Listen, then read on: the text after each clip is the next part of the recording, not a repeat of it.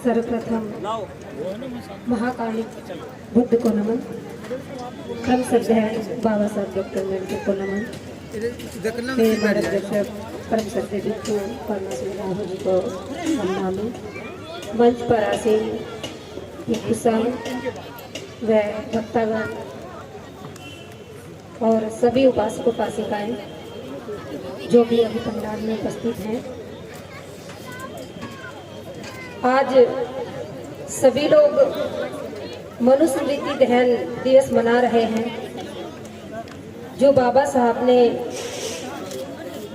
वर्षों पहले जलाया था, उसी को सभी लोग बड़े चाव से मना रहे हैं। लेकिन बड़े दुख की बात तो ये है कि आज भी हमारे घरों में मनुस्मृति जिंदा है। कैसे जिंदा है? जिनके लिए मैं यहाँ पर आई थी, चलो वो नहीं है, लेकिन जितने भी यहाँ पे उपासक हैं, उपासिकाएं कम हैं, सबके घरों में महिलाएं हैं।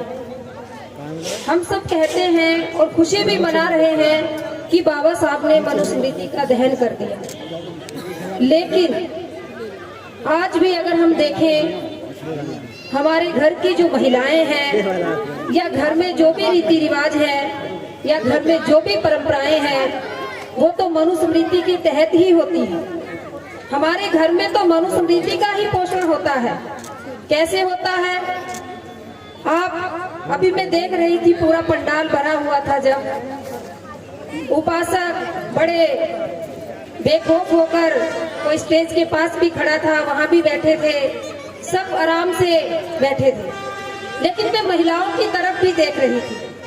महिलाएं अपने सर पे जो उन्होंने पल्ला ले रखा था, पल्लू जिसे आप बोलते हो, उसको बार बार ऐसे कर रही थी, कहीं वो नीचे ना खिसक जाए, कहीं वो अपने उनके सिर से नीचे ना गिर जाए। और हम कहते हैं कि हम बाबा साहब के बारिश मनुस्मृति के दिवस को मना रहे हैं, उसकी खुशी मना रहे हैं। लेकिन आप जरा अपने घरों में जाकर के देखिए, घरों की महिलाओं को देखिए कि जिनको आज भी इतना डर है कि अगर हमारा पल्लू सर से खिसक गया तो हमारे बड़े क्या कहेंगे। सर पे पल्लू लेना ही इतना बड़ा काम हो गया कि उसके आगे कोई भी काम नहीं है। और दूसरा जो डर महिलाओं के अंदर है, आप सभी उपासक सुन रहे हैं कि महिलाएं, हम कहते हैं कि हम बाबा साहब की बातों को मान रहे हैं, लेकिन जब महिलाएं अपनी मांग का सिंदूर भरती है और नापती है अपने जीवन साथी की उम्र को, अगर मैंने सिंदूर थोड़ा छोटा भरा या मांग थोड़ी छोटी भरी तो क्या पता मेरे पति जल्दी चले जाए। और कई महिलाएं तो मैंने देखी है कि जो खूब बाबा साहब के नाम भी लेती हैं, खूब उनके जीवन साथी भी नाम लेते हैं, सब कुछ होता है घरों में, लेकिन छिपके से थोड़ा सा लगा भी लेती है। सोचती है कि अगर नहीं लगाएंगे तो क्या होगा। जो ये डर हमारे अंदर है, ये कब जाएगा? बाबा साहब ने तो वर्षों पहले इस डर को खत्म करने का प्रयास किया और हम लोगों को इतनी सुंदर व्यवस्था देकर गए, इतने संघर्षों के साथ सुंदर व्यवस्था दी। लेकिन आज भी बड़े अफसोस के साथ ये कहना पड़ रहा है कि आज भी हमारे घर में, हमारे घरों में, समाज के घरों में जो बाबा साहब की बनाई हुई व्यवस्था है, उसका रत्ती भर भी कोई भी उस व्यवस्था को नहीं मानता है। अगर आप लोग मेरी बातों से सहमत नहीं हैं, आप अपने घर में जाकर अपने घर की महिलाओं को देखना, अपने घर में जाकर अपनी जो पुत्र वधू हैं उनको देखना कि वो आपके जाते ही किस तरह से एकदम से डर सी जाती है, सहम सी जाती है, और उनकी जो साड़ी का पल्लू है वो एकदम से ऐसे करेंगी कि घर में पता नहीं कौन आ गया। इस व्यवस्था को कब हम खत्म करेंगे? कब हम बाबा साहब के विचारों को अच्छे से मान पाएंगे? जब आप इस बात को मान लेंगे कि बाबा साहब ने जो मनुस्मृति का दहन किया था वो महज एक किताब नहीं थी, वो जो हम पे लादी गई व्यवस्था थी, जो ब्राह्मणवादी व्यवस्था थी, जो सदियों से हम पे लादी गई थी, वही व्यवस्था थी। और उस व्यवस्था को बाबा साहब ने खत्म किया।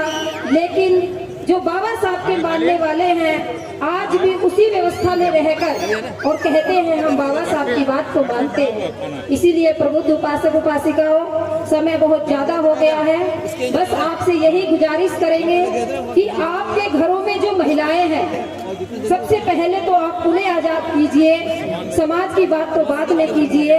आपके घरों की जो महिलाएं हैं, जब तक वो आपसे डर कर रहेंगी, जब तक वो आप उनको अपने बराबर नहीं रखेंगे, जब तक आप उनके लिए ऐसा कोई भी काम नहीं करेंगे और आप उनको बाबा साहब के मिशन के बारे में नहीं बताएंगे, वो आगे नहीं आएंगे।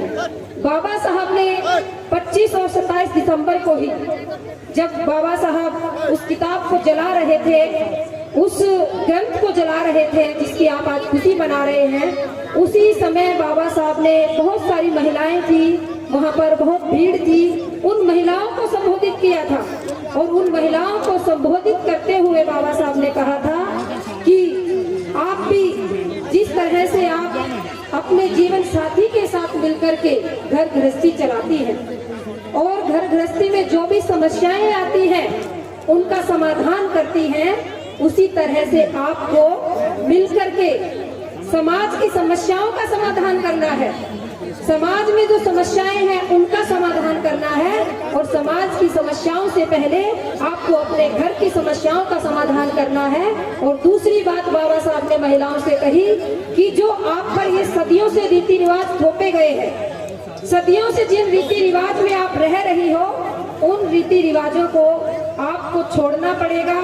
चाहे वो पैर की बिछिया हो, चाहे वो पैर में पायल हो, चाहे मांग का सिंदूर हो, चाहे गले का मंगलसूत्र हो, चाहे आपका पहनावा हो, किसी भी तरह की कोई भी रीति रिवाज है, पहनावा है, आभूषण है, जब तक आप इन चीजों को नहीं छोड़ेंगी, जब तक आपका उद्धार नहीं हो सकता। ये बात बाबा साहब ने कही है। आप लोगों को लगता है कि धम्मभूमि में परम श्रद्धेय भिक्षु करुणा सिंह राहुल जी हैं या धम्मभूमि के कोई भी भिक्षु हैं, वो महिलाओं के श्रृंगार के ऊपर ही क्यों बोलते हैं? लेकिन ये हम नहीं बोल रहे हैं।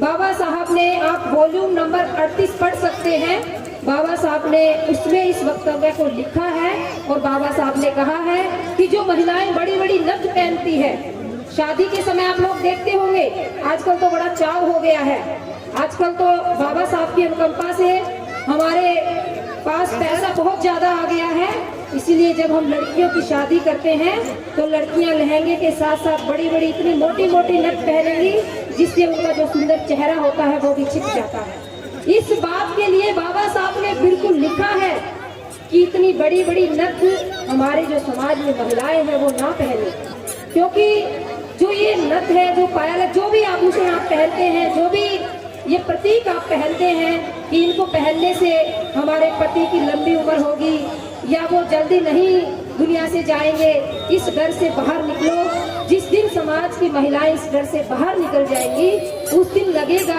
कि मनुस्मृति का जो दहन बाबा साहब ने किया था और जिसको हम मना रहे हैं वो बिल्कुल सही कर रहे हैं, हम बाबा साहब की बात को मान रहे हैं। इसलिए प्रबुद्ध उपासक उपासिकाओं, ज्यादा समय नहीं लेंगे क्योंकि और भी मुझे लगता है वक्ता है, इन लोगों ने जो भी आयोजक मंडल है उनके पास वक्ता बहुत ज्यादा थे, बहुत सारे वक्ताओं ने अपनी अपनी बात कही, लेकिन बस बात यही है कि सबसे पहले आपको अपना घर संवारना है।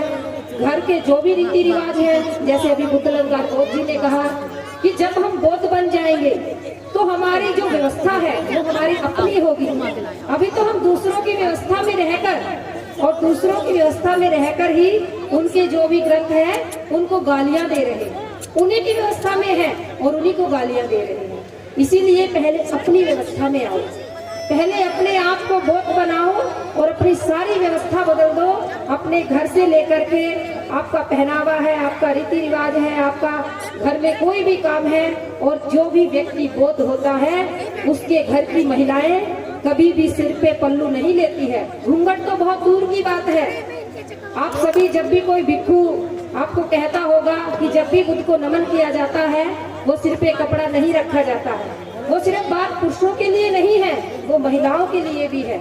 इसीलिए प्रबुद्ध उपासक उपासिकाओं, आज यहाँ से ये संकल्प लेकर जाना है कि आप अपने घर में जो भी महिलाएं हैं उनको इस बात के लिए कहेंगे कि अगर आप मनुस्मृति दहन दिवस मना रही हैं और उसको आप समझ पा रही हैं, तो आज से आपको ये जितने भी परंपराएं हैं इन सबको छोड़ना होगा। चाहे घूंघट की परंपरा है, चाहे श्रृंगार की परंपरा है, चाहे किसी भी तरह की परंपराएं हैं, वो दूसरी व्यवस्था ने महिलाओं पे लाद दी गई है और महिलाएं आज तक हो रही हैं। तो मैं इन्हीं बातों के साथ में आपको मेरी वाणी को विराम देती हूँ, क्योंकि बहुत समय ज़्यादा है। मैं बहुत कुछ कहना चाहती थी और बहुत सारी बातें थी जो कहनी थी, लेकिन समय की नजाकत को देखते हुए मैंने अपने वक्तव्य को पूरा किया।